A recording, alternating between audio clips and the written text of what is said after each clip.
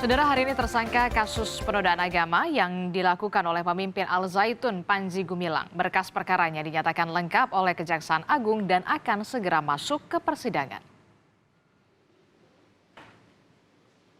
Berkas perkara Panji Gumilang terkait kasus penodaan agama menurut Kejaksaan Agung telah memenuhi semua unsur dan lengkap.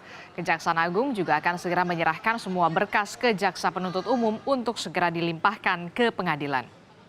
Panji Gumilang ditetapkan sebagai tersangka, saudara, dalam kasus dugaan penodaan agama 1 Agustus 2023 yang lalu dan mendekam di rumah tahanan Bareskrim Polri.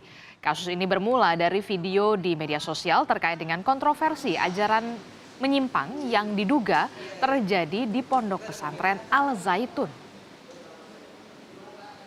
Kita pantau bagaimana kelanjutan soal kasus dugaan penodaan agama yang melibatkan pimpinan Pondok Pesantren Al Zaitun Panji Gumilang. Kita bergabung dengan jurnalis Kompas TV Masni Rahmawati. Masni, jadi sejauh ini apakah sudah ada informasi kapan sebenarnya Kejaksaan Agung akan melimpahkan berkas perkara kasus yang menjerat Panji Gumilang, pimpinan Pondok Pesantren Al Zaitun ini? Kemudian sudahkah penyerahan tersangkanya dan langkah selanjutnya kapan akan disidangkan, Masni?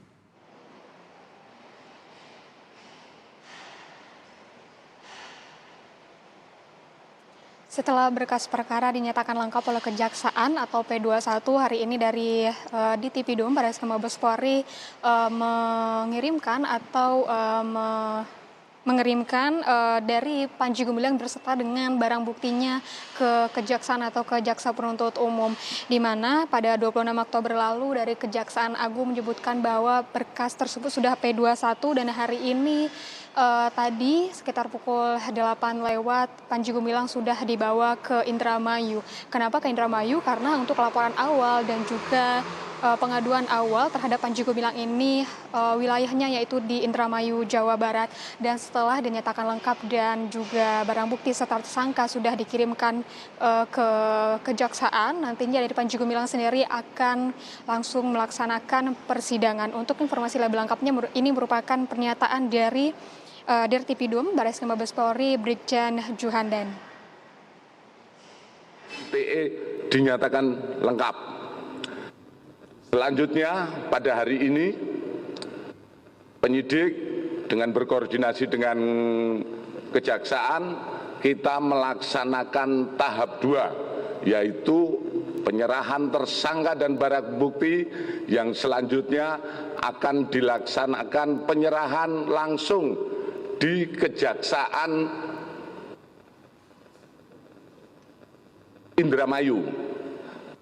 Selanjutnya setelah dilaksanakan penyerahan, persidangan lebih lanjut akan dipertimbangkan, ya.